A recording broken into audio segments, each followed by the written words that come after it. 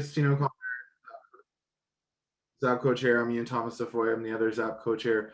We're excited to give you some updates on a couple of the advisory committees today. We also have a presentation from Ryan Ross from Governor's Park, who's going to talk about some litigation regarding engagement with developments and where he believes that we should be doing it for all developments. I think we're going to go to the affordable housing update, expanding affordable housing task force I sit on. And then I believe Hope was going to join us today to talk to us about the short-term rental advisory committee, letting us know any updates that are happening there. So Ryan, are you, I see you on here. Are you ready to go? And it also is possible, I think we said this in the agenda yesterday, we may see a motion today. I just want to make people aware of that before the discussion starts.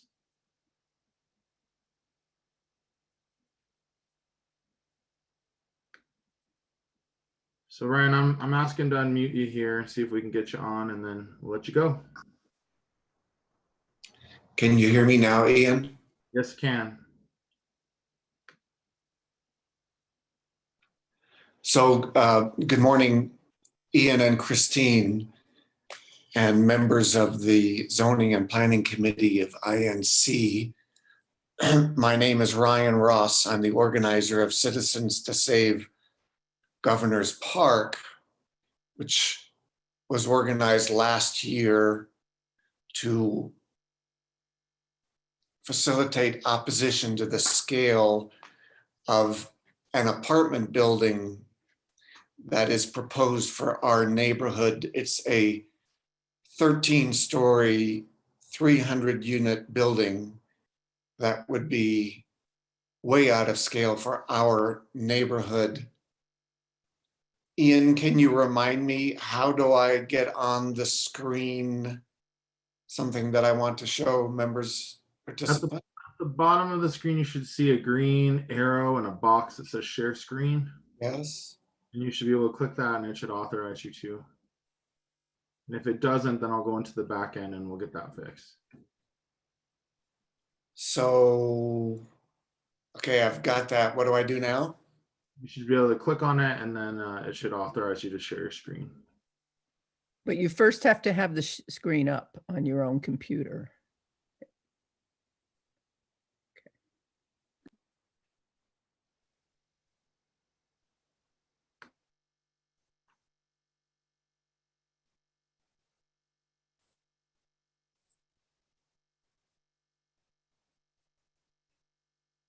Well, I need more guidance here on how to.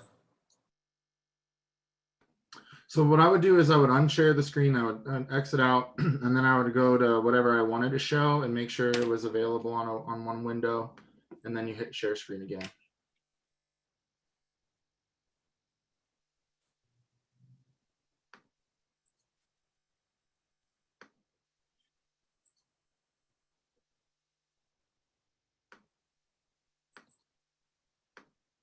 Well, you can't see that, can you?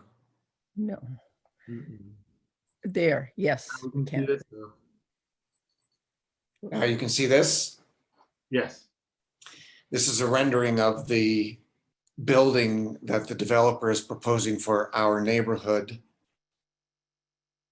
And this is a rendering of an alternative that we have designed with the aid of an architect that would be more scale appropriate for the neighborhood and would incorporate retail and office so that the streetscape is consistent with what we have there now.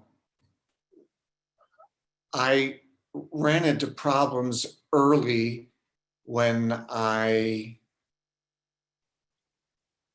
asked the city for the opportunity to make comment on the proposal that the developer had submitted. And the city told me that, how do I get out of share, stop share? And the city told me that it does not permit any formal comment from any resident, any development proposal, unless the developer seeks a zoning change or the development is a part of a PUD. And that was very frustrating to me because I knew that many members of Governor's Park wanted to comment in a formal setting on what the developer was proposing. And we were being precluded from the option of doing that. The city staffer who told me this is correct. The city zoning code does not allow for residents to comment on a site-specific development proposal, at least not in a formal setting, unless the developer seeks a zoning change or a PUD. That struck me as wrong, in part because the vast majority of site-specific development proposals do not require a zoning change and are not part of a PUD. And I thought that because of the vast majority of them do not require a zoning change and are not part of a PUD, that should not preclude residents of the affected neighborhood or anyone else from being able to tell City Hall, and through City Hall, the developer, what they thought of the developer's proposal. So I retained an attorney and we did some research to try to determine whether the city had legal standing to take this position. And my research and the research of the attorney indicates that Denver is the only large populous city or county in the state that takes this position. Every other city and county that I have researched has provisions in their ordinances that allow for, in fact, require formal public hearings on any site-specific development plan. And when we realized that, it struck me that I had an issue of concern here citywide, not just in our neighborhood. And so we are examining the possibility of pursuing litigation to require the city to hold a formal public hearing on any site-specific development plan so that residents of that neighborhood or anyone else in the city can have an opportunity to comment formally on the plan, encourage the city to make revisions, and encourage the developer to listen to the concerns of neighborhood residents before the developer's project becomes etched in stone. The research has persuaded me that we have solid legal ground here, that if we succeed, we would give residents of any Denver neighborhood a new tool with which to influence site-specific development plans. Because the gain here would be citywide, I wanted to, first of all, share with you our interest in moving forward here and asking you to consider endorsing this option in the hopes that if it were successful, we would get a powerful new tool through which residents could make formal comment on development proposals. We are also in a position of needing to raise money to finance the legal assistance we need from a lawyer to do this. And so at some point, as I move forward, if we move forward, we will put up a GoFundMe site and ask you and the RNOs that you're members of to consider contributing so that we can raise the resources we need to hire the attorneys to go forward with this. I'm obviously prepared to answer whatever questions you have about this. I just want to make one other point, which is to contrast the city's approach with how they respond to us and how they respond to the developer. When the developer wanted to get the attention of City Hall, he hired a lawyer lobbyist who promptly rang up the mayor, who got the mayor's staff to go to bat for their interests very quickly, very easily. That's in sharp contrast with the way that the city treats residents. I'm sure I'm not telling you anything that many of you have not already had personal experience with. I'm confident this is a frustration that many of you run into before. We're going to continue running into this unless we get the city to change its zoning code. And here is one opportunity to get a court ruling requiring them to, which is why I seek your endorsement and support, and I'm prepared to answer whatever questions you have. Great, thank you, Ryan. I see a few people in the queue already, both in the chat and raising their hand. We'll go Lucia, David, Emmett, and then Chris Miller.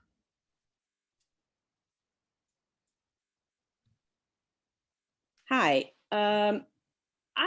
If this is a use by right, which someone says it is, to me that makes sense that there's no public comment. I personally don't want, individual residents commenting on every development that happens in the city. I don't think design by committee or people who think it's not scale for their neighborhood. I mean, if there's any place where it's scale, it's in Governor's Park, where there are other high rises and it's close to public transportation options. And this is a use by right. And I don't think that we as residents have any business commenting on a use by right development. They're not asking for a change in zoning. They're not asking for a PUD. I mean, just imagine if the shoe was on the other foot and you wanted to do something that was within your rights to do on your own property, and somebody's telling you, I don't like that. I don't think it's appropriate. So I'm going to write to City Hall and oppose it. It's just, we have property rights and they're not asking for any kind of change. And to me, this kind of high density, large development is absolutely appropriate for this location. That's just my opinion. Thank you. Hi, David Pardo here. I'm the official ZAP and Inc. delegate from Honey in the Highlands. My question, I have comments after this, but my question is, you mentioned that you feel you have a strong legal standing, and I was wondering what your lawyer had brought up that made you believe that you had a legal standing here. Yeah, thank you for the question, David, but I have to be careful answering that. This is a public meeting and I need to ensure that I protect appropriately the precise legal argument that we would be making if we did pursue litigation. I can just tell you that we have identified a requirement that that every city, county in the state is complying with. Denver is not. If Denver complied with that requirement, then it would be holding public hearings on proposals like this. So my second question, a follow up to that, is you're talking about, getting public approval for, development that's by right. But not public approval, the right to public comment. Okay, that's fair. I guess my question then is this was not a question that I'd planned to ask. This is just a clarification on that. If 100 people write to the city and officially file, hey, we would prefer blah, blah, blah, what does that actually do? Like how mechanically does that work within city government to potentially change a project? Is it just, hey, we have this on file? Or are you saying that suddenly writing a letter, whether you were an architect with 20 years of experience living in the neighborhood, or you were somebody living 4 miles away in a different neighborhood who just didn't like that they were using blue on the outside of the building, what legal standing would that letter have if it was, made part of the codified development process? We would win the right to comment in a formal public hearing, and assuming that some consensus emerged from the hearing, then the city would be in a position of either ignoring the comments and the consensus that emerged from the public hearing, or engaging in a process with the developer, encouraging the developer to consider these comments and amend their proposal accordingly. This would not result in any hammer, David. We would not have the ability to force either the city or the developer to change anything. It would only force them to formally listen to our comments at a public hearing, and then thereafter we would hope that they would take them into account during the course of their review of the project. And of course the developer would be listening as well, and we would hope the developer would listen. This is in the arena of soft power, because as Lucia points out, it would be a use by right. We could only use our collective voices to encourage them to consider making the changes in the project that we want them to consider. Okay, then I have more follow-ups, but I know that there are 5 or 6 people behind me, so I'm going to move on to the last thing.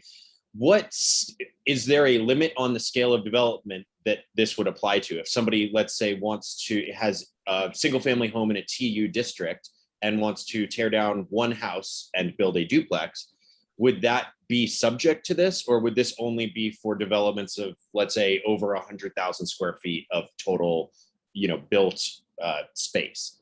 Like, because if it's, and the reason I'm asking is because this, there are hundreds of small developers doing thousands of projects every single year in this city. And I'm worried that this will literally grind government to the halt if every single one of these projects is given a chance to have some sort of public hearing process. There's only so many hours in the day, so only so many business days that are not holidays or vacation periods in the year for city government. And so I'm just wondering what is the sort of like the baseline that you have to meet to be eligible for this? Or could that person tearing down a single family home and building a duplex by right be subject to this as well? There is a limit, David. I can't tell you what it is. What I can tell you is that every city and county in the state complies with this requirement, except for Denver. And the cities and counties that comply with it are not inundated with the sort of burdens that you are concerned about. Thank you for answering the questions. We'll move on to the next question.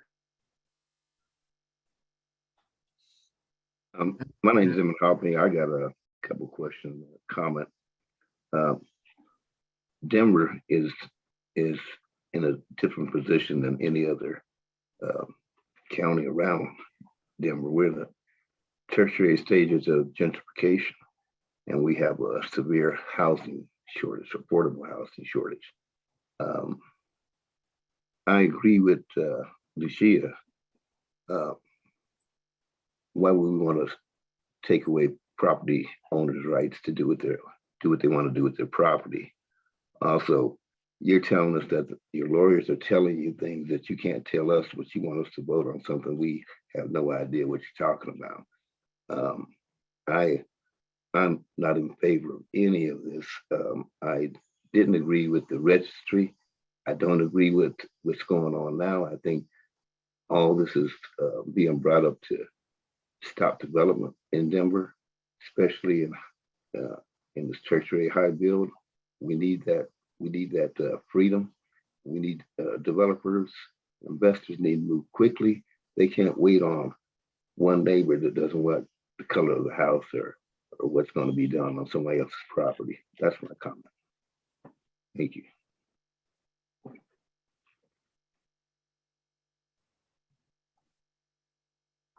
I guess I'm next. I just want to make sure you're done, Emmett. Yes. Thank you.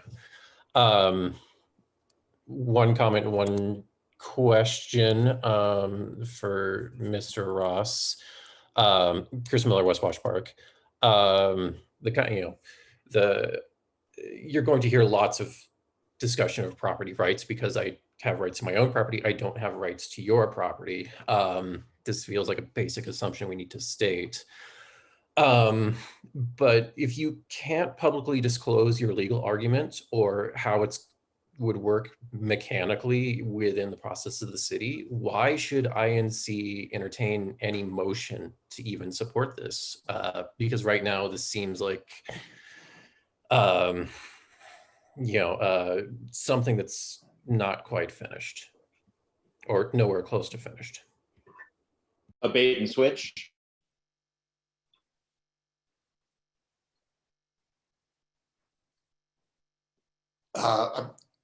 The answer is that if we succeed, you and your neighbors and everyone else in Denver gets a powerful new tool with which they can use to get their concerns about developments heard? Chris? I can go to the public and complain about a new development if I wanted to anyways. That doesn't mean I magically get new rights granted to me by the city. You don't have the right now to comment formally on a development proposal if that development proposal is within the zoning that applies to that property. If Because that infringes on their rights. a public hearing to solicit public comment on a site development proposal does not infringe on their rights. It gives you and your neighbors the right to have your comments about a development heard in a formal way by the city. So at best, it's increasing the regulatory burden on housing when we have an affordable housing crisis. To characterize giving people the opportunity to comment formally on a development proposal as increasing the regulatory burden is to diminish and unfairly undermine the importance of hearing what residents and neighbors think about a development proposal.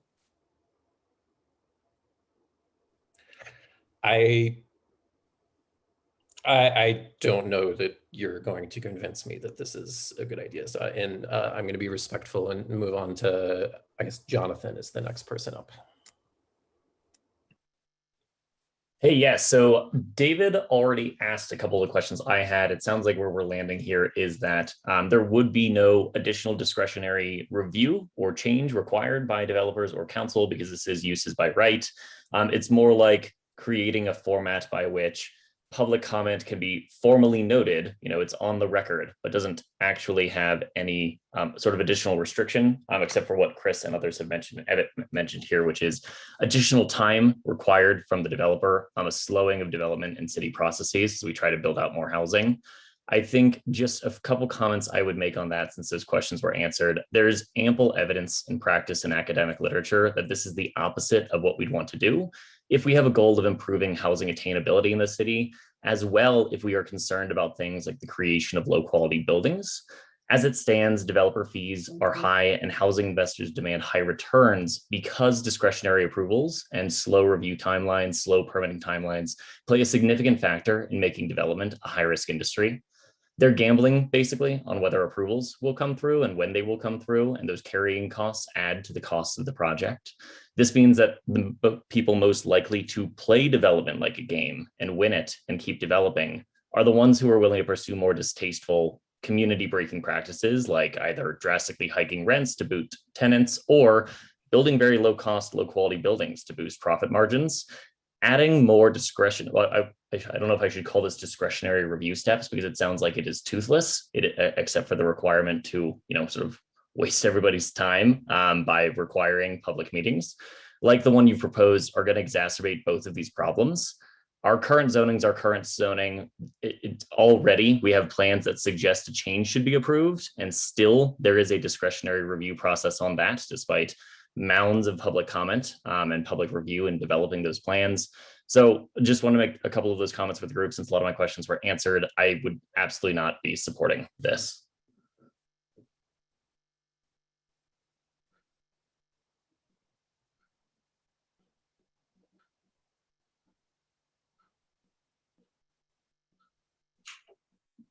Hi, folks. I think I'm up next.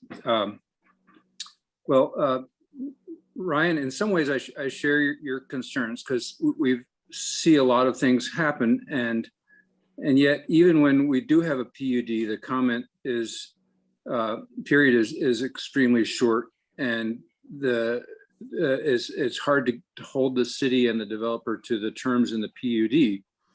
But when it's a use by right, it seems like your complaint is essentially you don't like the zoning, and there is a means to address that, which is to seek to change the zoning. If the zoning is already on the books, that means a public process led to it. And so, I mean, in addition to a few other concerns, such as being coy about what the actual issue that you'd be taking up in court and so forth, I just think that you're going at the wrong end of the process. I would like to see something along the lines, this is maybe not satisfactory to you, but I would like the city to be more informative to citizens about what is going on larger developments. I think I've seen in New York City, when a larger building is being built, there's a sign that says what is being built, who's building it, how to contact them, how long it's going to take, and so forth. And so I think something like that might be helpful, and a way to find answers about the project, because it is a little obscure when people see a project starting. They're always wondering what it is, and they're always fearful of the impacts. I think just being informative would be helpful, but I don't see it much point to going after projects that are zoning appropriate when you had a chance to talk about the zoning when it was passed by city council.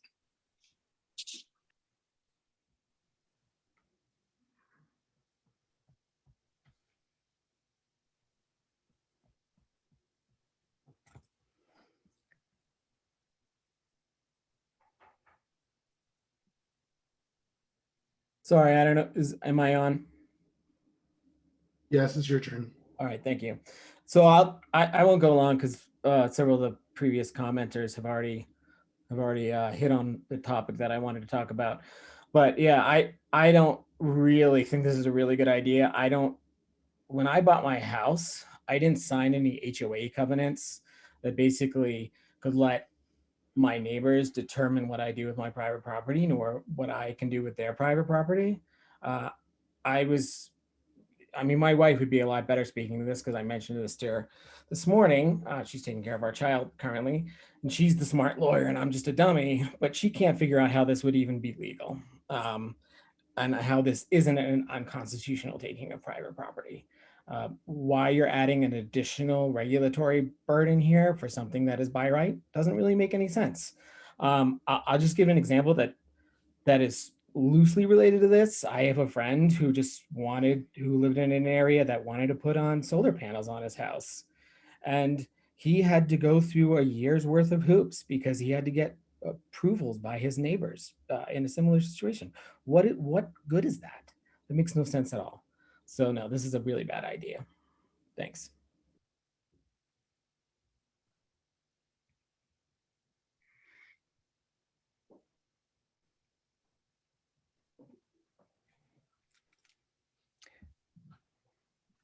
You're next, Christine.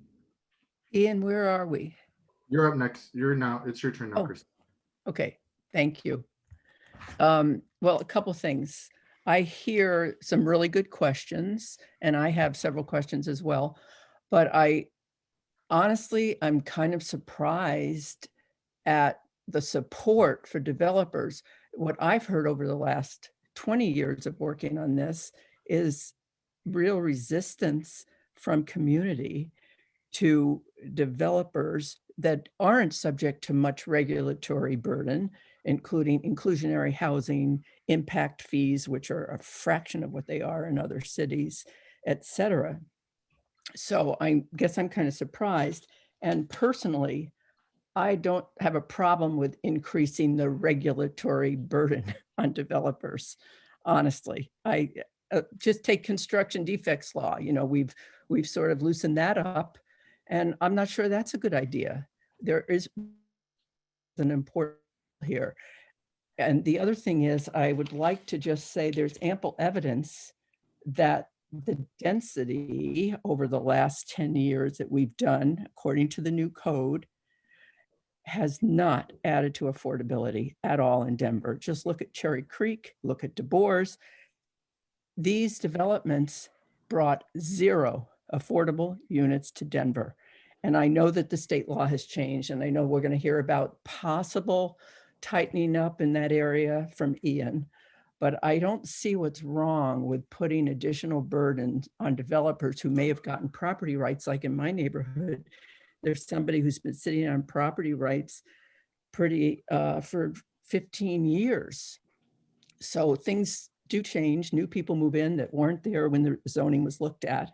And I think what we're trying to do, or what Ryan is talking about, is simply giving new oversight to the residents who will be affected by this. We have very little power as it is. Almost every rezoning goes through without fail. So I think that's kind of the issue. That's the elephant in the room, is, are these development rights sacred? Are they actually achieving the goals that citizens in Denver want in terms of affordability and stock? Ian, am I done? Is that what you're saying? No, somebody else had they're unmuted. So if you could, everyone. Okay. I guess I'm done. I guess I would support the general intent of where Ryan is going. I would like more information as well on the specifics, but I think what he's really asking for is support from INC ZAP on oversight of development in Denver.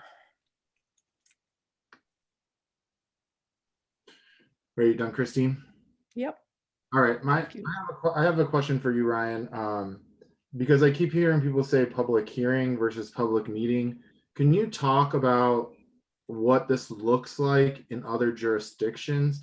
Is it them just having a public meeting that they can do on their own time and submit it? Or are we really talking about requiring more city scope and time with FTEs and things to be able to ensure that these things and obligations are met? Not sure I understand the question, but I'll take a shot at the answer. The objective is to require the city to give notice, as one of the prior members was expressing his interest, to be told this proposal has been submitted for this property. Here's what they want to do. We're going to hold a public hearing on this date. Anybody is able to come participate and comment. And through that process, both the city and the developer get a chance to hear formally what the neighbors in that neighborhood think of that proposal. Okay, clarifying question. Who is the body in these other jurisdictions that is holding the public hearing? Is it at their planning division? Is it their councils? Like who is the one holding it? Yeah, not the legislative bodies, not the councils. The answer is the planning authority. In Denver's case, it would be the Department of Community Planning and Development. And would you foresee this being like at the planning board, or this is like their own meeting before it would get to that step? Probably not the planning board, because under the current zoning, and you guys know more about this than I do, it only gets to the planning board, I think, if there's a zoning change or if it's part of the PUD. So we're not proposing to require the planning board get involved. When I say the only thing we seek is a public hearing, I don't mean by use of the term only to undermine what I think would be a significant step, which would be a public hearing, not in front of the planning board, in front of some staff member of the Department of Community Planning and Development. Okay, some sort of administrator. Okay, that answers my question.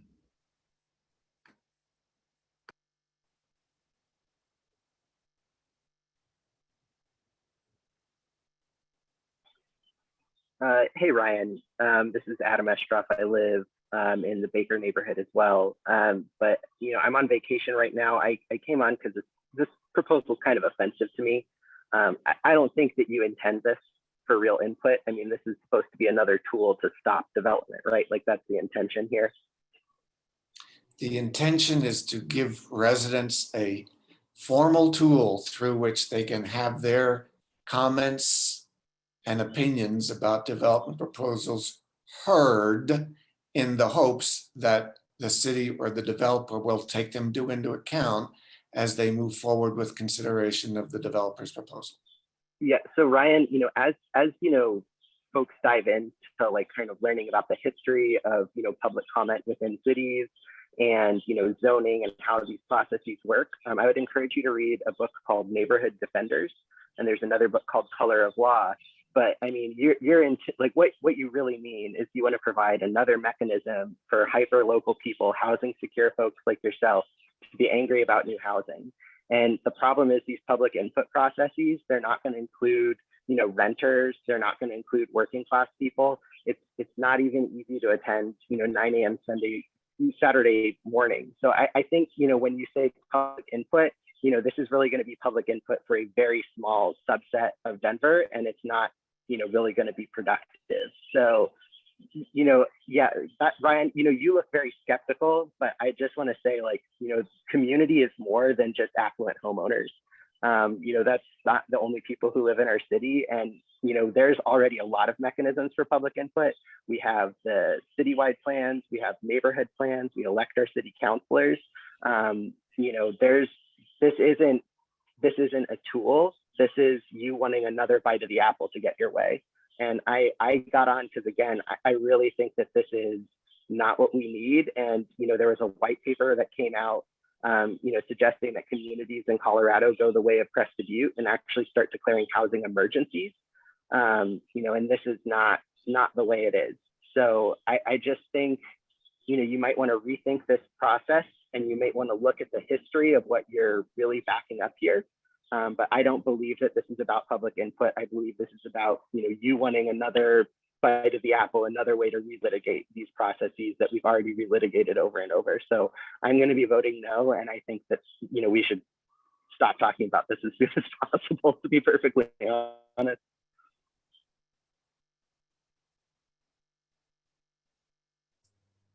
Hi, this is Robert Schmid from Brunn delegate to Inc. ZAP.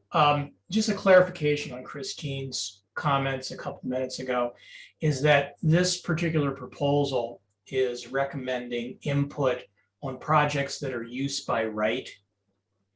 The zoning code is developed to give predictability not only to the neighborhood, but also to the development proposer in coming in and developing a project. I do agree with Christine that we have issues with projects that are coming in from the other side of the coin, that are coming in for rezonings. And I think that somehow that process needs to be tweaked in some way, shape, or form. But to introduce a layer of bureaucracy into a predictable development process, use by right, is going to be very burdensome to the city, and it's going to be discouraging to developers who want to work and develop within the rules that are stated within the zoning code.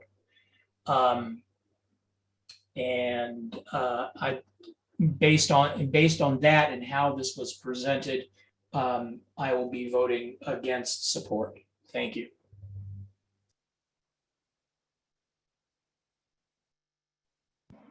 Am I up next? Marty? Yes. Okay. I just want to point out that large developments, you have to remember that they have an impact on the utilities in a neighborhood. They have an impact on the flood mitigation in the neighborhood, and who pays for them but the people who actually live there. That's my only comment. Thank you.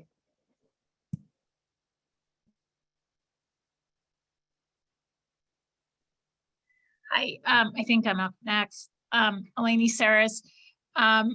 Just to piggyback off Marty's comments and Christine's as well, is I find this discussion kind of interesting because I think I was on a ZAP discussion some months ago where we were being told by some folks that we had a housing emergency, that we need to build luxury housing for people who make $150,000 a year because they're moving here to Colorado and they're moving here to Denver.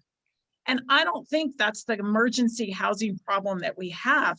I think it's gentrification. I think it's low income housing. I think that's the housing emergency. And I think that I would love to comment on some of these big developments going in and asking those developers why they aren't doing more through impact fees, through ability to have low income housing in every single neighborhood in Denver. So I will be voting for this because I see it as an opportunity for me to give that feedback, which when I do to the city, they ignore it because existing zoning allows, you're right, to continue to do the same, which is build luxury housing throughout Denver, unfettered by any attempt to do anything different other than what we've been doing. And it's not working. It's not working at all. And we're pushing out people on fixed incomes. We're pushing out low income people. And gentrification is only accelerating by all of these policies pursued by the city. And the fact that some people want to continue with the same, that's fine, but I disagree. And so I really think that that's the issue. And whether it's single family or high density, all we're seeing is building, if they do a scrape of a single family home, they put in a duplex or triplex, and each one of those units is usually 2 and 3 and 4 times more than the single family housing that they scraped. So we're not getting any affordability there either. So that's just my comment.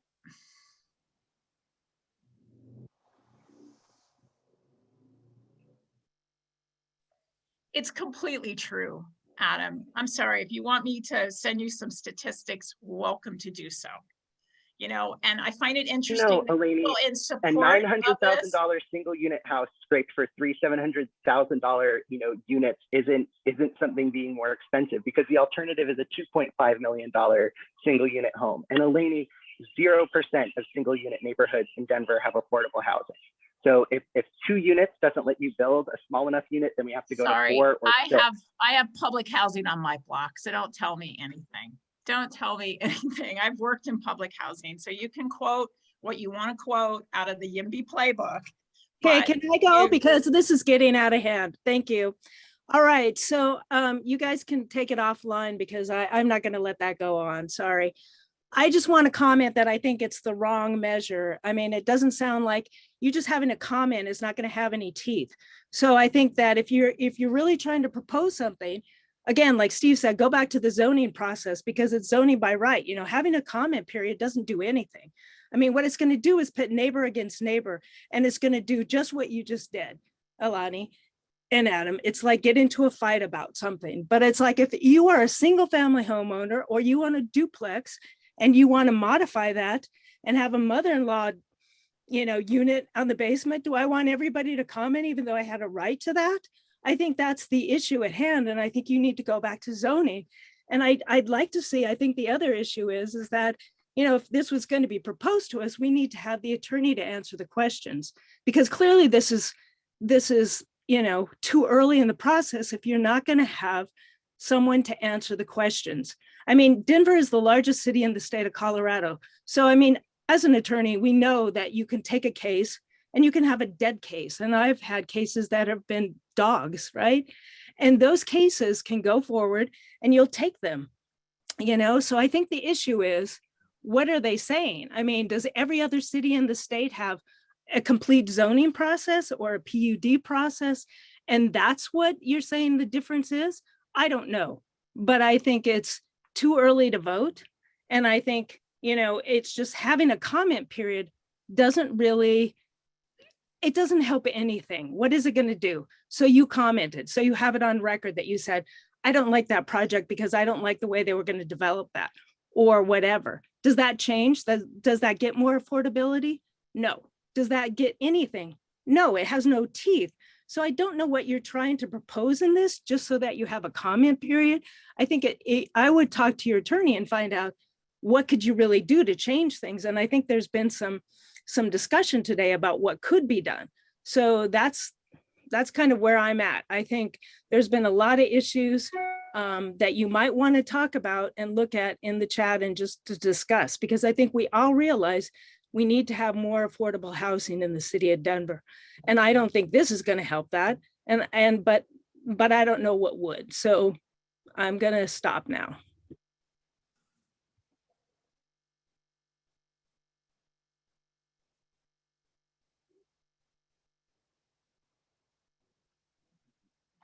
Go ahead, Travis. I thought Avant was next, but I can go. Avant had put their hand down, so I. Oh, okay. Couple of things. One, I think our charge as RNOs and community leaders is to be thought partners, irrespective of the proposal. I'm not seeing thought partnership come out of this proposal. Rather, I am worried, just based on the conversation today, that it could draw out adversarial relations, which we don't need at the neighborhood level.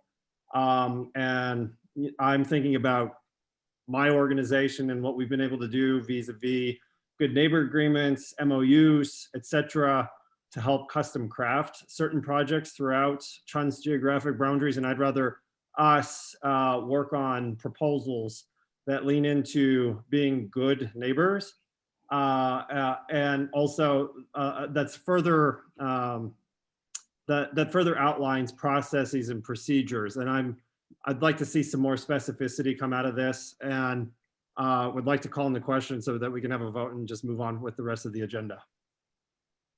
Well, I don't actually think that there's any need to call to question because no motion has been put on the floor in any sort of way.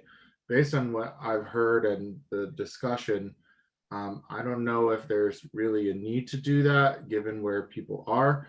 Of course, anyone's open to bring forward anything they want, but it does seem like a great majority of the nearly 50 people here who have commented are not in favor of this. But well, if I may just chime in really quickly, I think Ryan came to us with a proposal, and I think probably for his own sake, he'd like clarity as it relates to whether or not this needs to move forward or not, and then does he need to refine or not.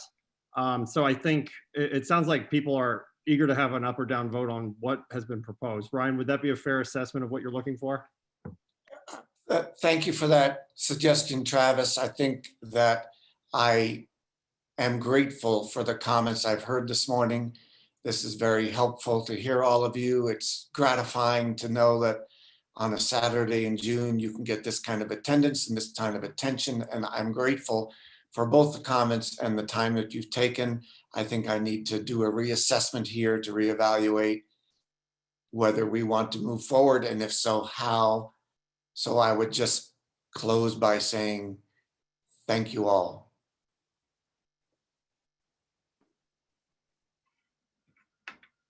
okay, well, I think that answers the question there, Travis. Thank you, I appreciate that.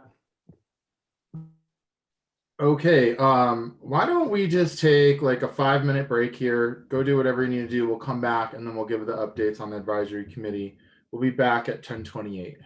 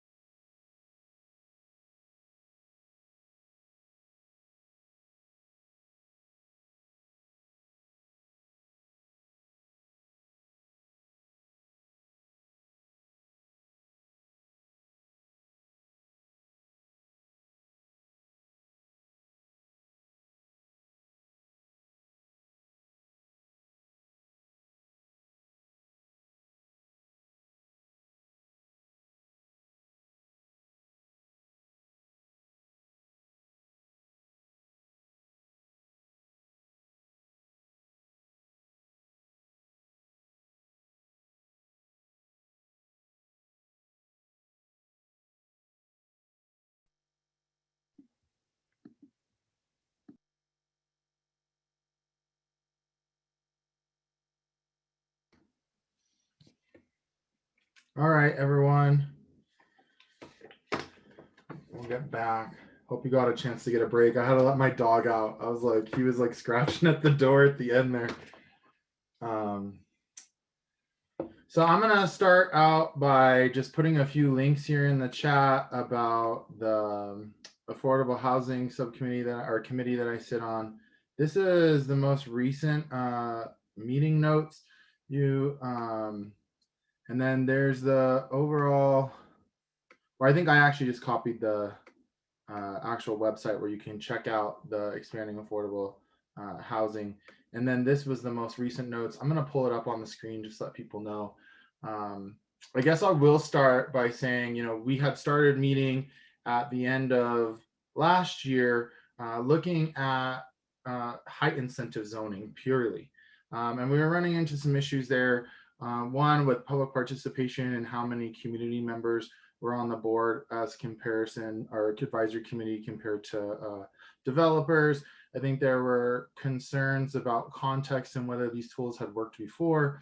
And then as we moved through the legislature, which we know here in INC ZAP, we supported House Bill 1117, which would allow inclusionary housing. Ultimately, we did vote as a board, INC, to support that. And I want you to know that it did pass.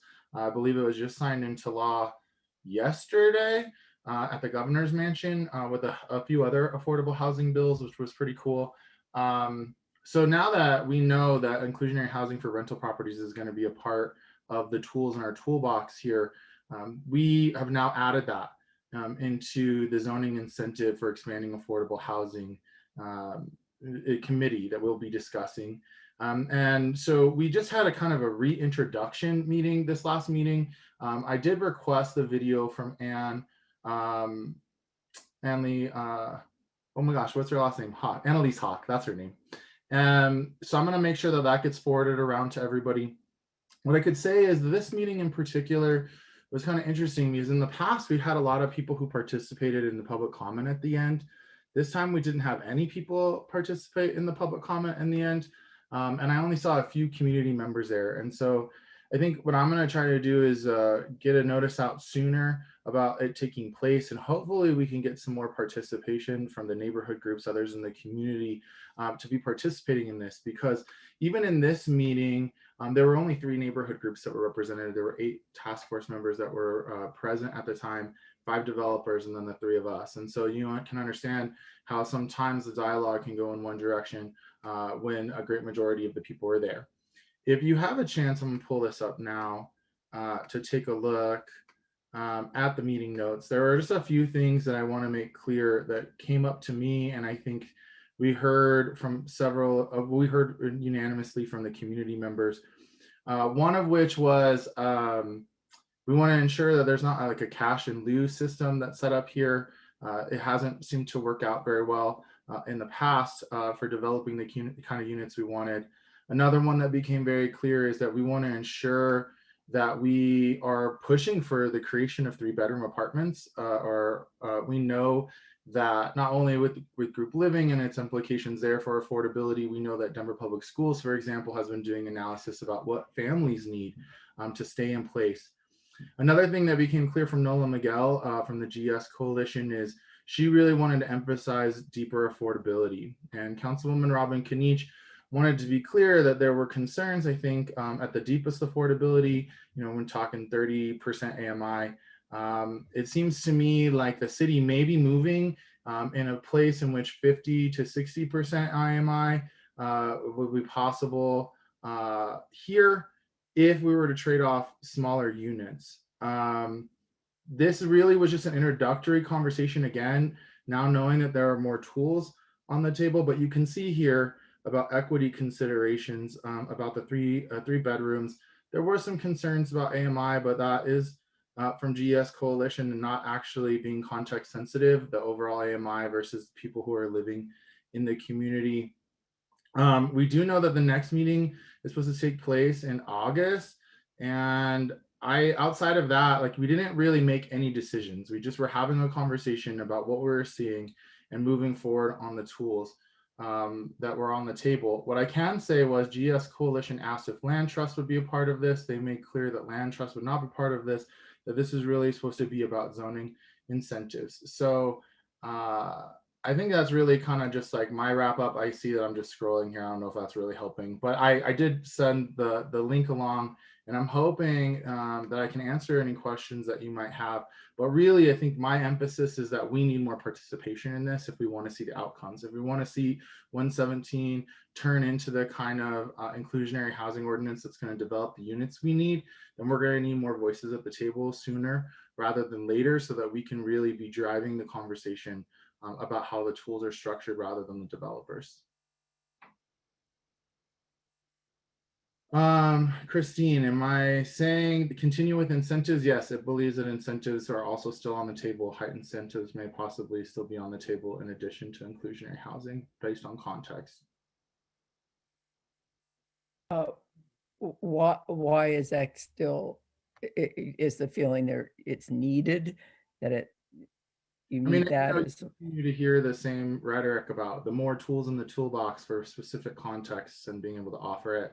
I think what the developers made clear is like what they want is reliability in a system, and what communities I heard saying, especially GES, is they want a more context specific, which of course isn't as streamlined for developers to make decisions on their developments.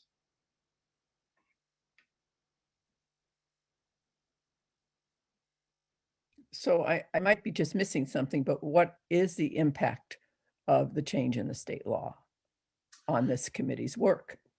It now adds into the scope of work to the creation of inclusionary housing for rental properties.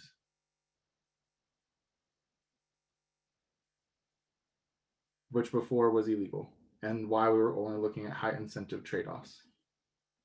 And yes, Emmett, land trust will not be part of this conversation. Will they be exempt from regulation? I do not know the answer to that question. I think it's too early to tell.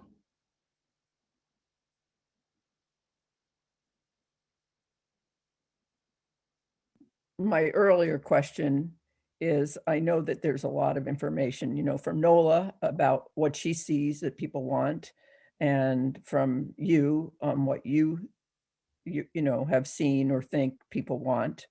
Do we know what the people most in need of housing want? Do we know that they will move into an 8-story building, that that's what they're, that they want that development? What is the evidence, the baseline that you're using for what people in need of housing want? Are you talking about from a density context to like duplexes? I guess I'm confused by. No, I'm asking, you know, what is it that somebody who is, you know, just coming out of transitional housing or just looking for a cheaper place to live because they can't afford theirs, what are they looking for?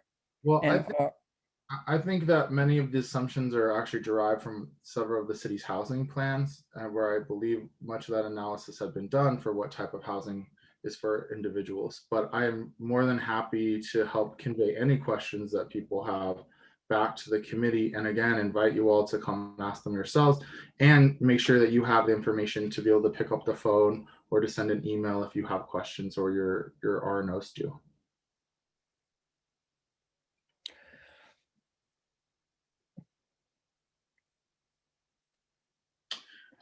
So Cindy, your question about what does this bill allow? We don't know exactly how this bill is going to be implemented. What we do know is that it just allows us to create a system for inclusionary housing for rentals. How that'll be set up, how many units, what the trade-off is, AMI, that is what we are discussing now, and how it impacts your individual neighborhood plan, I think is very important, and perhaps a great thing to take a look at and bring that voice to the conversation, or through me.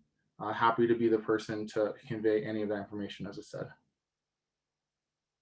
And what I see, you know, people with the lowest preference of incomes, again, what we've seen is these 3-bedroom apartments. We know they cost slightly more to construct, but the rents are considerably lower than if they were to build 3 units separately. And the low income, like GS Coalition, which we know has a lower IMI than many of the surrounding neighborhoods, has made very clear that is what they're seeking, and they're seeking the deepest level of affordability. They would like to get down into the 30% AMI. What we're hearing from the developers, which we're hearing from the city, slightly from Councilwoman Robin Knich, is, is that really a great trade-off if we're only going to get 2 or 3 units?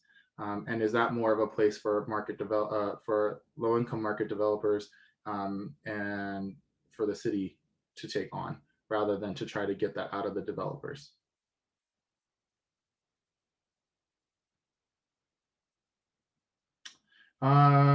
You can comment live during the meeting. They have public, Jonathan, they have public comment at the end for everyone to be able to participate, and you can always send in written comments until the process is done.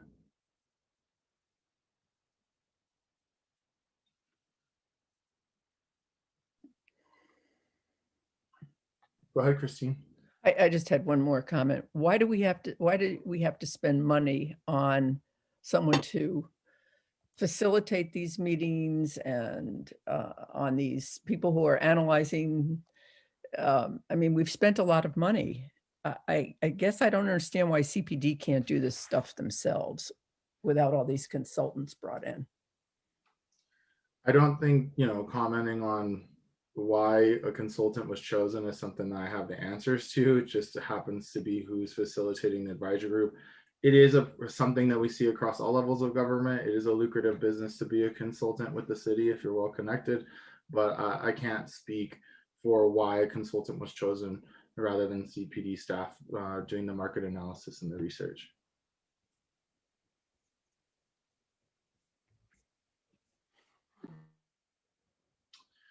Cindy, I see your question here. I'm not sure what social supplement programs are, but there definitely are low-income developers that trade the tax credits. There's also foundations that support that kind of creation of housing, and then also from our own housing fund. Ian should have said rental supplement programs. Is there enough money there to supplement 60% AMI developments when you're at a 30% level? The individuals at the 30% level? No, I don't believe that there is enough funding in the housing vouchers to supplement the difference in the housing now. Though housing vouchers, I believe, would be covered under the Housing and Stability Committee, of which they're updating the 5-year plan rather than this zoning committee. Mm-hmm. Okay, thank you. Okay. The next update we were going to get was going to be from Hope, who is going to update us on what is happening at the short-term rental advisory committee. Great. Hi, everyone. Thank you for having me. Can you hear me okay? I'm kind of having audio issues today. Yeah. Hello? Yes, we can hear you fine, Hope. Oh, perfect. Okay, great. Thank you. So the last short-term rental advisory committee was fairly uneventful. There was a report on the number of licenses. The good news is licenses are increasing again as people start traveling and coming to Denver. They're not at pre-pandemic levels, but they are on the upswing. And short-term rentals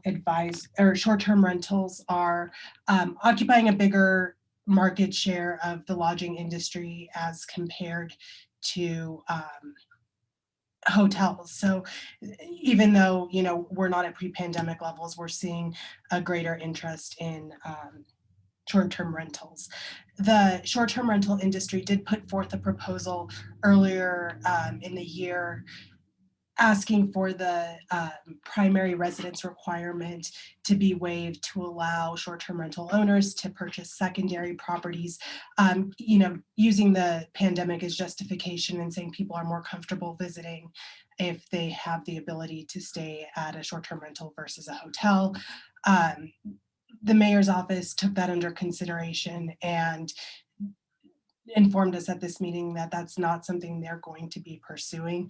Obviously, the impact to the affordability of housing and reducing the housing stock was a big concern for the mayor's office. And also, the competition to the hotel industry the hotel industry is a big employer of minority communities, and ensuring that those communities still have opportunities for employment versus the short-term rental industry, which employs relatively fewer people, were the justifications that were given for not pursuing this any further. So the primary residence requirement will remain intact. There's not going to be a permissibility for secondary licenses. And I'll pause now for any questions. I see a hand up. Could I add one more thing to that, please? Of course. I'm with Hope on the short-term rental committee. This is Cindy Sastrich. I think it was really important that they pointed out that the public sentiment right now was not towards secondary licenses. And that was also getting to be the hint that was coming from City Council. To uphold primary residence was of primary importance from the public. So I really liked the way that the excise and license presented what the original intent of the licensing was, and to continue that. I just wanted to bring that part of it out as being very important. Thanks.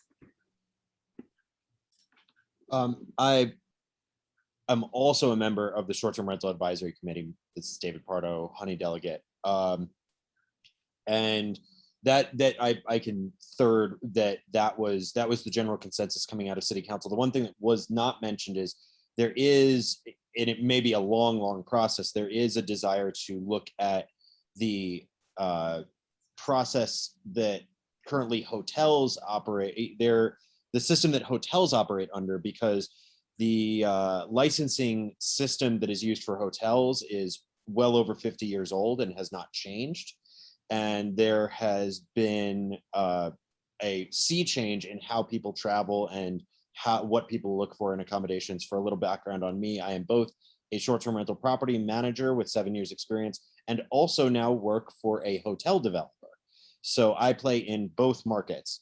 And what I can tell you is that they are not in competition at this point. That was a really big concern early on, for very good reason. Hotels were very scared, and they really now serve two different markets. And that doesn't mean that we should change the rules related to short-term rentals, but it does mean that hotels may need to have the ability to adapt to a more modern market. And so that will likely be looked at through changes to how hotels operate, rather than changes to how short-term rentals operate within city neighborhoods. Yep, that's exactly right. And I was going to mention also, there was an article about a development in, I believe it was Lower Highlands, that had marketed itself as an investment opportunity for individual units, but held a lodging license, and from a regulatory standpoint operated more like a hotel, but these are really units that are individually owned and leased out as short-term rentals. So that seems to be a better position for everybody, because it doesn't necessarily reduce the housing stock, and keeps the folks at the mayor's office is interested in keeping employed. And oh, thank you. The Espedin Development Business Den had a good article about it. So that is going to be the model that the committee and the city is going to continue to look at. If anybody has questions about the Espedin, I was involved with consulting on that project, so that we could meet a lot of different needs and not have anybody in violation of any city laws, and try to make everybody happy. That's possible. And excise and license emphasized that this would be in commercially zoned areas, not residentially zoned areas. I just want to thank Leslie, you have a question. I just want to take a comment myself too. I actually came across my INC questionnaire from when I ran in office in 2015, and I was like, I'm going to take a wait and see approach about these licenses. And what ended up happening to me and the three neighbors in my house is we were all kicked out They didn't renew our leases because they wanted to do it. Shortly after that, the law was changed, requiring it to be your primary residence, but it didn't do any good for the person on the first floor who was living in disability, as an example. But I can tell you, I would say from my perspective in the Latino community and young people, there are concerns that I think are correct, that we do not need to be restricting the housing cost by allowing secondary rentals like that. So, and Leslie, go ahead. Thanks, Ian. I have a question regarding hotels that you may or may not be able to answer. On Quebec, we had a former hotel that is now Fusion Studios, housing transitional housing and very low income housing.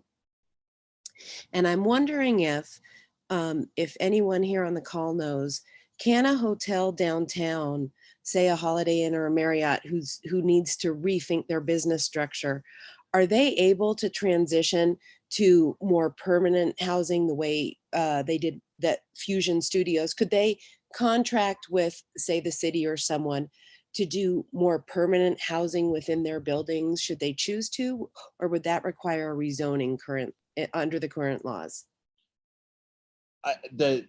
Somebody might know more than me, but my understanding is that it's entirely dependent on the zoning of that property. If the property can become a residential building, then it can become a residential building.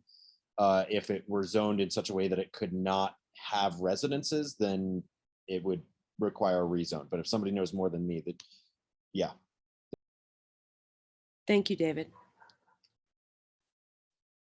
Though specifically in the case of downtown, a lot of those buildings, a lot of the downtown zoning kind of allows for all sorts of uses.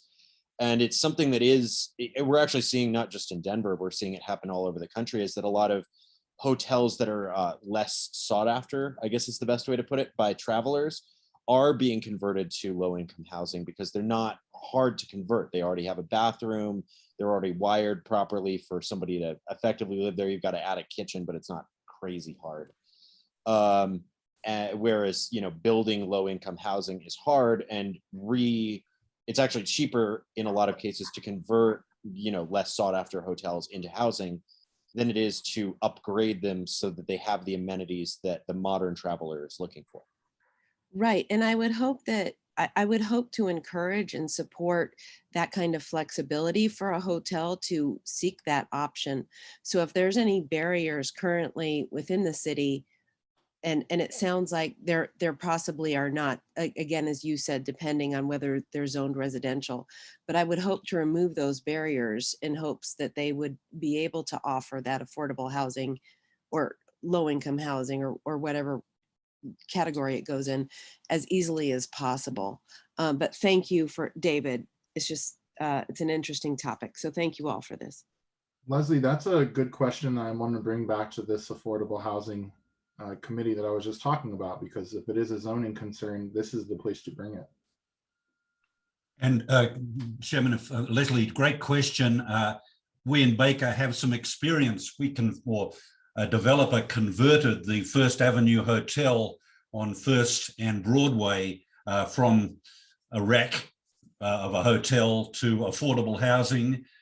His comment, the developer's comment, was the permitting was brutal and it held them back literally years and cost them a lot of money. So your point is very well taken, both on the point that it's a terrific opportunity, but one that currently is very difficult to take advantage of.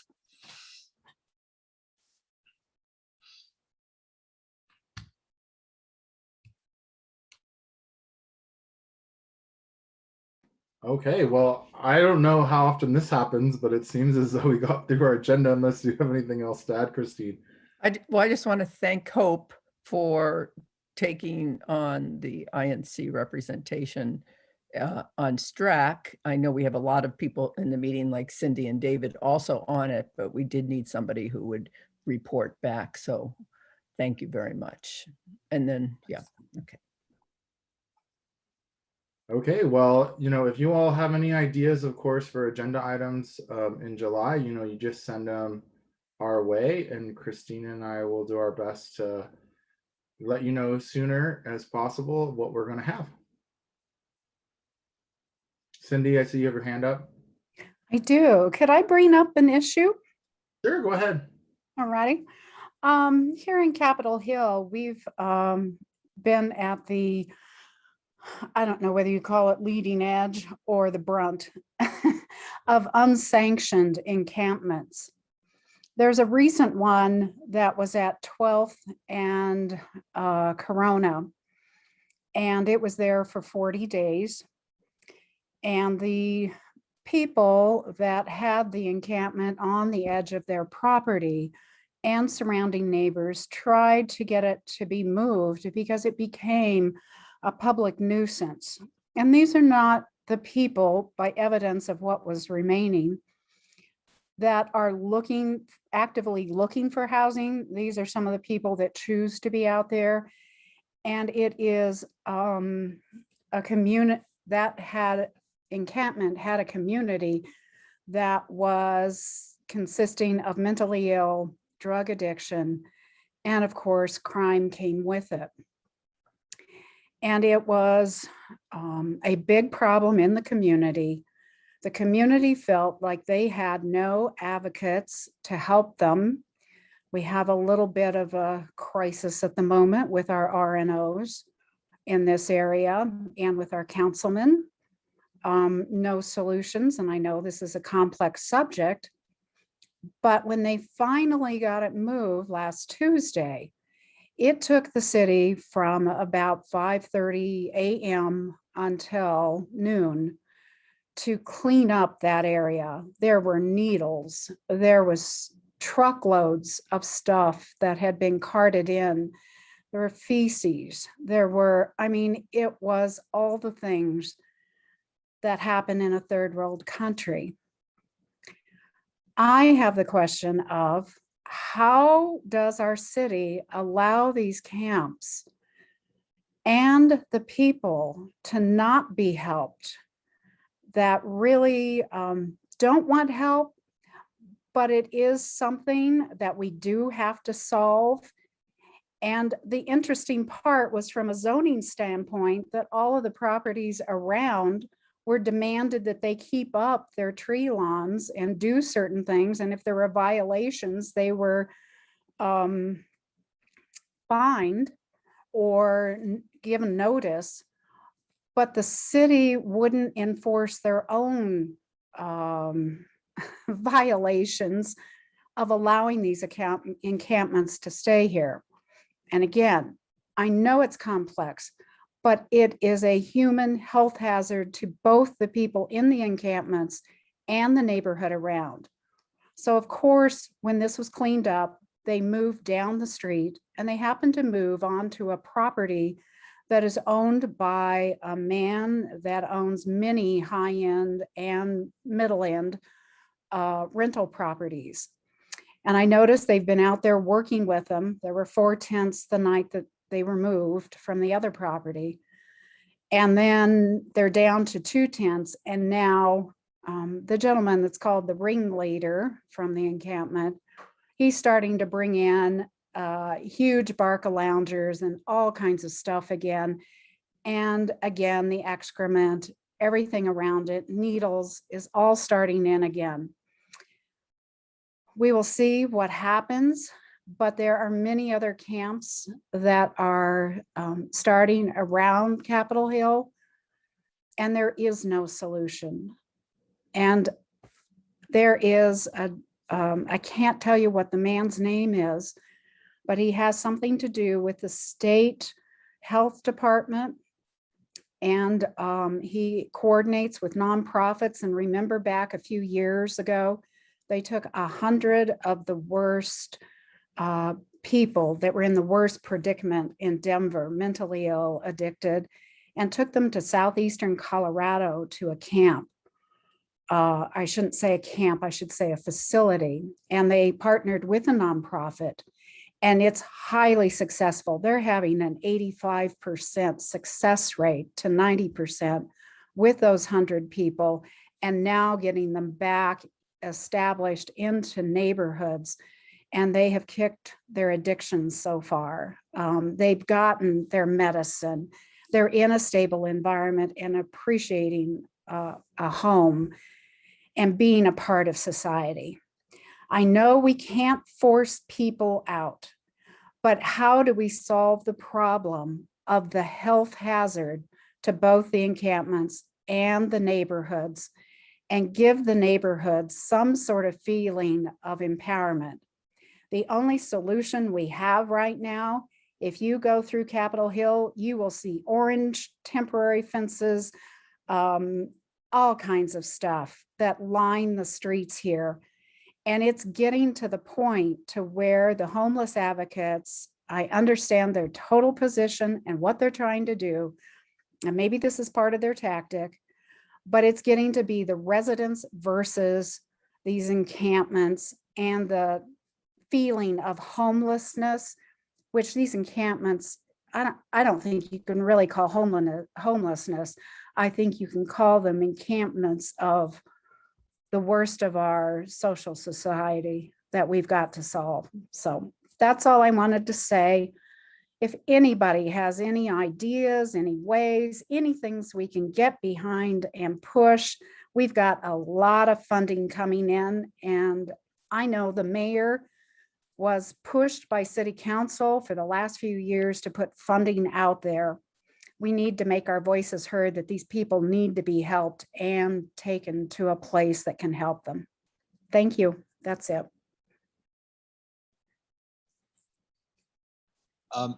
If I may, I actually have a comment on that because a property I manage had an encampment on its corner for, I want to say it started 3 months before it was removed, but in the last month that I think somebody did a count, maxed out at over 50 tents at 13th and Elati. It takes a lot for the city to get involved. That's my experience. And having worked at, whatever it is, the Denver mission that's up around 22nd for a while, it's hard because the people who are in a lot of these encampments are not the ones who are actively seeking a homeless shelter or permanent supportive housing. The city eventually did remove that encampment, but one thing that was very notable was that somebody tried to bring in a porta potty so that there was less, waste ending up on sidewalks. And the porta potty was removed by the city. And I think that that's sort of counterintuitive in my mind. They're like, oh, this is a porta potty is a health hazard because there's no permit on it. So we'll just let things happen on the street. And I don't know, that seems like something that's worth fixing. There's like one little piece of it where if we can fix that, like maybe things can get a little better. Obviously that does not solve the greater issue of homelessness and people who are falling through the cracks of society. Cindy specifically mentioned, third world countries. I actually spent 4 summers in El Salvador in rural villages where people made an average of $3 a day. I would consider those villages to be very, very much nicer than the homeless encampments that we find around Denver. And I should add one more thing. The people who lived in that one house went to the city before the encampment was taken out, and they said, we had a beautiful, well taken care of tree lawn with beautiful trees. And now the trees are devastated. Of course, the lawn is devastated and the sidewalk is just, I don't know how they're going to clean it, but the city told them, oh, we can't give you any funds at all. We're not part of that. And so they have a huge expense that they cannot afford. They're older, they're fixed income. They have become the victims of all of this. And that's why the neighborhood is up in arms. Adrian, I see that you have your hand up. If you wouldn't mind, I'll jump in here real quick. I would be happy to come make a presentation as ZAP. Through the pandemic, I presented a Green New Deal for housing to the city that brought the encampments into a safer circumstance using festival workers who at the time were unemployed but run camping on a regular basis in the base infrastructure. We've made it all the way to the chief of staff and the deputy chief of staff of the mayor. I've met with city council. I've actually made a request to present this at the Safe House Committee. We'll see if that ends up being honored. Ultimately, we ended up going to Dr. Cog, the Regional Council of Governments, and also suggesting this as a solution. Dr. Cog has listened. There is some regional council members that have also come together to have a conversation with providers. And most recently, I talked with Councilwoman Ortega about, if anyone's aware, our waterways on the Platte River is very degraded, in particular for E. coli. And so I was asking her to make the connection between this MS4, the stormwater permit, and the lack of accessible to potable water and to sanitation as a human right. She was very open to that conversation. We've even had conversations with Denver Water about, why are we as community members trying to figure out ways to distribute water when you literally have a water tanker truck that you take to events every once in a while that's literally sitting. My understanding from Councilman Ortega that also FEMA and the local military affairs for the state also have such a tanker. There are solutions for getting out the water and collecting the trash. And I would be happy, Cindy, to pass this on to you to make a presentation to anyone. We know that we do need to do something about creating a more safe situation and also getting the trash. On a regular basis, my group, Headwaters Protectors, crisis mode gets trash from at least one encampment of 100 people or so. It's like 150 bags of trash. What we ultimately would love to do is to see regular service, right? So that you're not constantly in crisis mode having to respond to this. And I also make clear there are plenty of volunteers in the community that could help facilitate this if the government would be willing to put in resources. It's a shame that we're exiting the pandemic without any solutions, just more sweeps. Go ahead, Adrian, I'm done. Actually, you pretty much stole my thunder. Again, I am a great believer that many of these things start locally. What we're talking about here fundamentally start at the local level. Somebody comes and camps on your lawn, and in Baker, as with many other neighborhoods, we've had our share. Some would argue more than our share, and we've had our problems with them. We brought up at one of our neighborhood meetings the thought that we could, which Steve mentioned on one of his posts just momentarily ago, that we could use some of our funds as a neighborhood association to fund porta potties. And we were gently, but I think fairly firmly discouraged by the representative of City Council who routinely attends our meetings, that the city had looked at this, and for a variety of reasons, many of them legal, this was not encouraged. Indeed, she sort of implied was not allowed, but as I sat there, I'm thinking, that is stupid as a city for us to discourage doing stuff that would protect the health, not just of the campers, but of the citizens around it. And to be prevented from doing that seems to me to be an area which really needs some work. I would recommend, therefore, that we fill the blank that Ian and Christine just got through saying, which is we don't have anything much to do in this meeting or the next one, to maybe making that whole issue a focus. We have that in common as neighborhoods across the city. And if you don't have an encampment on your front lawn, now I can tell you, you damn soon will have. And so this is a matter that it seems to me fits exactly within INC's wheelhouse, a matter of common interest to all neighborhoods where the city, for whatever reason, is prevented from or unable to get a rational solution. And we've got a lot of knowledge in this group. Let's put it to use. Let's stop sitting on our duff and get something done here. So I would recommend, Ian, that we make that the subject of our next meeting. And I would recommend that you line up, or if you can't, I will line up a bunch of people who've got something positive to do about this, and something that is not dependent on what we think about the mental state, the drug state, the alcohol state, or any other state of the people who are camping, but thinks also about our state. We live in these neighborhoods and so do they. And so I am a huge advocate of taking action, not talking. That's why people don't show up at your meetings, Ian. We're sick of talking and we are sick of getting no action. Let's do it.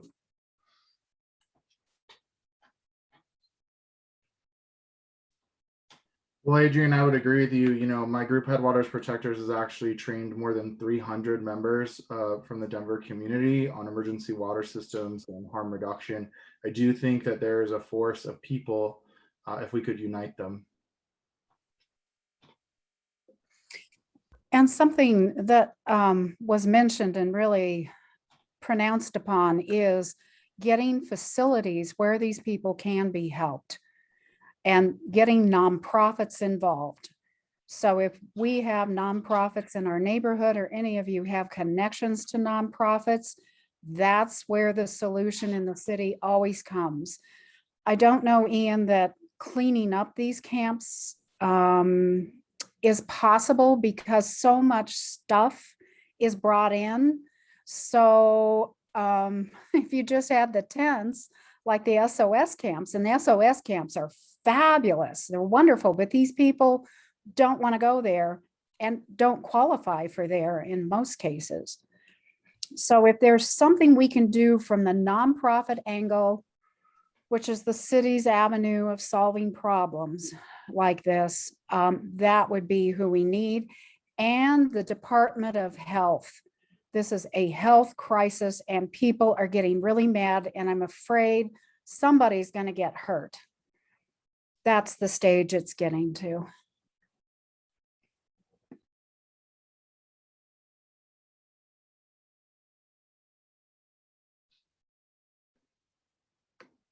Okay.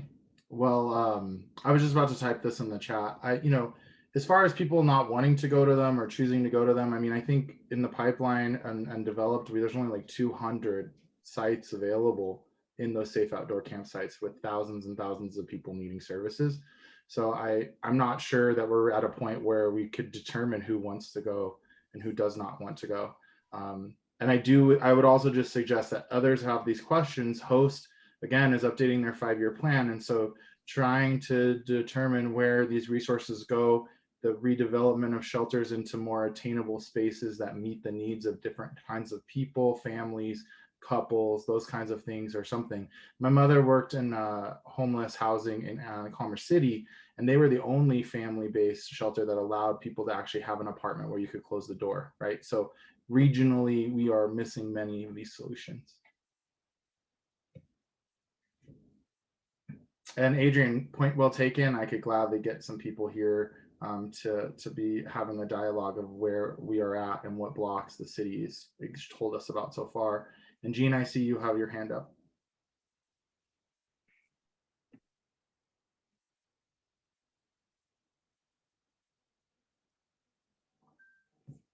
Jean, did you want to say something?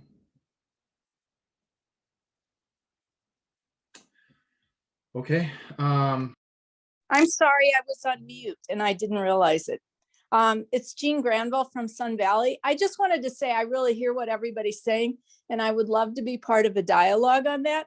I think just in terms of conversations I've had with some people from the city as well as council representatives, the safe outdoor spaces is one solution that I think has been looked at as being able to meet the needs of a portion of the population that are unhoused. It may not be something that's available to everybody. And I hear that there's some people that don't qualify or don't even want that. And that's a whole nother issue. But I think it's really to kind of get the attention of probably the people that we need to and the support for these kinds of things. It would be really good if neighborhoods could show support that they would be willing to have, a safe outdoor space or something that was really, had a lot of organization and support behind. Because what I'm hearing is that the point of view is that most neighborhoods really don't want it. And so I think that we start then becoming kind of at cross purposes. So I think that if neighborhoods would be willing to embrace that, at least as hopefully a more temporary solution, but one that's viable, then we can start to look at those folks in that population that don't even, where that doesn't even fit their need. But I think we would get more traction from some of the people that we feel need to be part of the conversation.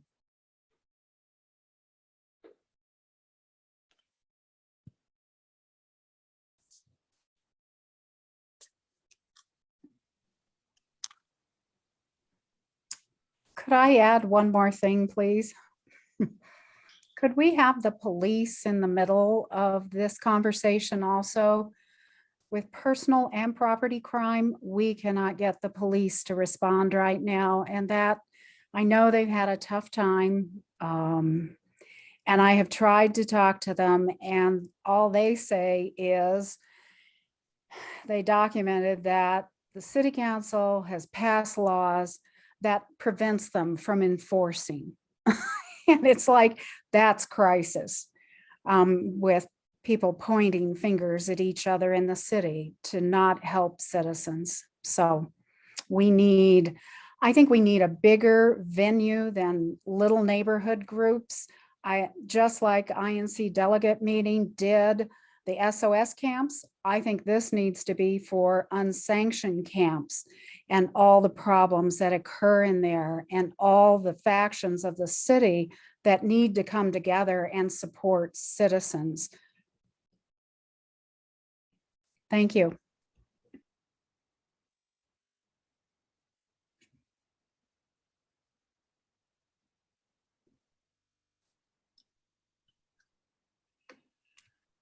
And Ian, definitely add the police and the city to your speaker list.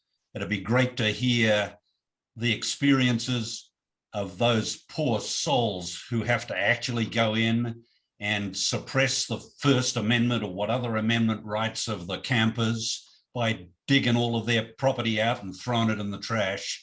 I think that's an important part of this discussion, and I'd love to hear that. I have not done that myself, but I'm sure it's an horrendous activity and one that can enlighten us all.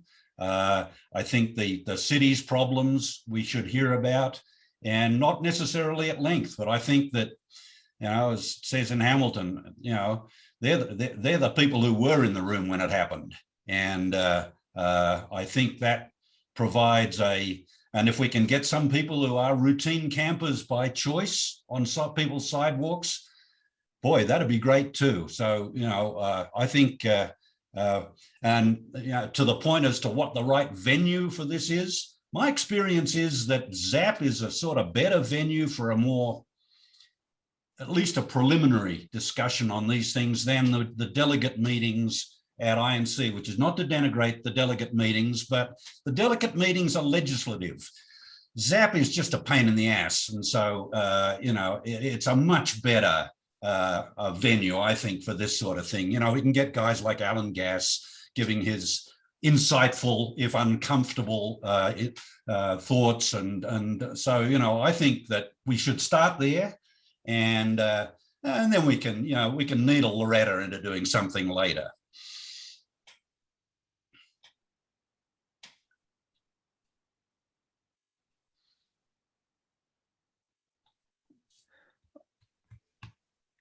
Well, we will have the DA on at the August meeting. So if anybody has questions for the DA at the August meeting, not that, you know, these rise to the level of the DA filing anything, but there will be an opportunity to ask her questions.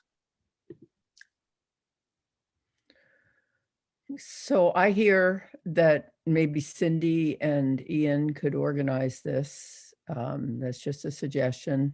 But I do think we need to be cognizant that and have the people who are opposed to having anybody on the lawn space also have to have a voice in this. And we're not going to get anywhere just preaching to the choir of people who are, I mean, I agree solutions are needed citywide, but I think it has to really be an open forum. So.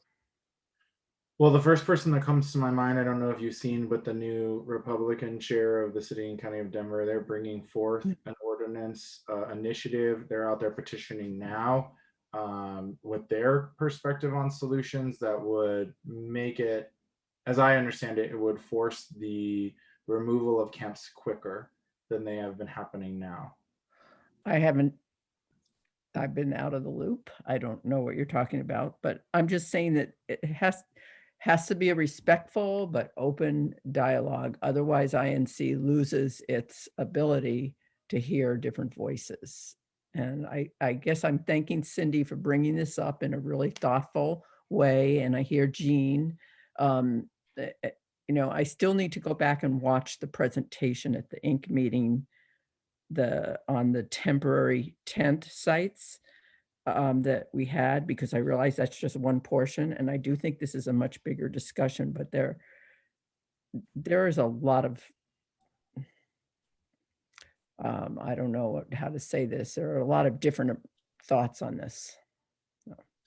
But I think we should put this together. There were some documentaries made, in particular yours, Adrian. The Allies Abolitionists actually Cora'd and got a look at this, that many of these police officers who are choosing to be there are actually off-duty police officers who are taking extra pay to participate. And they were actually upcharging our own officers a great amount to put them back on the beat to be in this place. And that was one of the outcomes from the Allies Abolitionists kind of look. They produced one documentary. I know there's another one that's coming out here in alignment with the All-Star Game, because it's really clear to us the All-Star Game is going to be a time in which we're going to see a massive increase in the amount of sweeps that are taking place in the downtown corridor, and you're likely to see more encampments popping up in residential neighborhoods surrounding the downtown area as a result.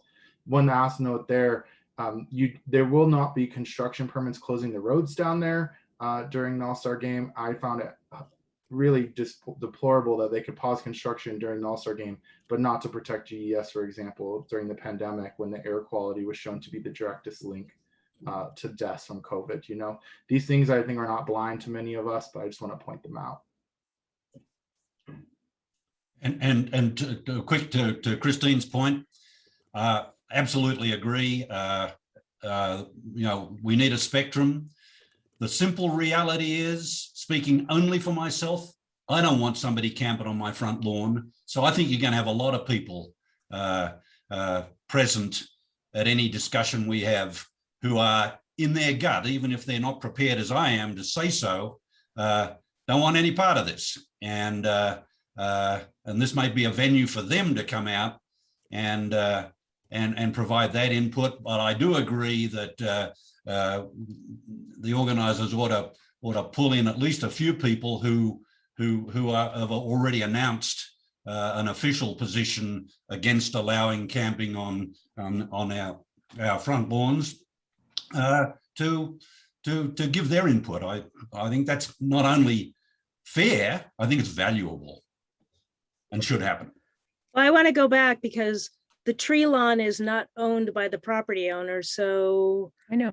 That's that enforcement issue of like, if they're actually on your lawn, that's a different matter, I think. So well, that's true, but the tree lawn is the responsibility of a homeowner. So that responsibility presumably also could be legally taken, I suspect, to extend to the health and safety of anyone who parks on it. That would just be me. I'm not an attorney, thank the Lord. Okay, well, so I think we should conclude, but should we do this in July, Ian, or? I think, yeah, I think we have to keep moving on it, and we didn't have a topic for July, so I think this makes a lot of sense, and that's what the committee is talking about. Okay. And thanks for bringing it up, Cindy. Yeah.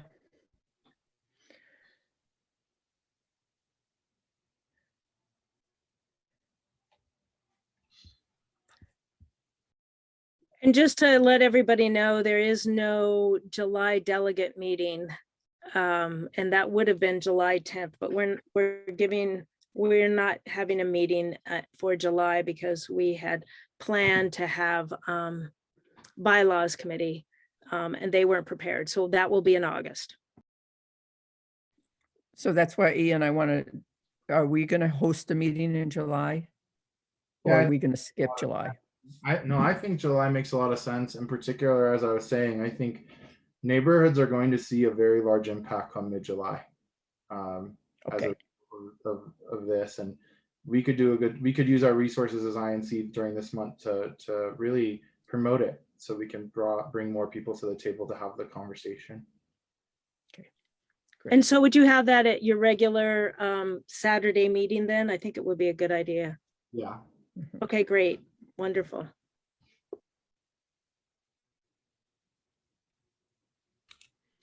So let me just check the date. July 24th. Well, you've probably got it. Yes, thank you, Loretta. July 24th, everybody. Okay.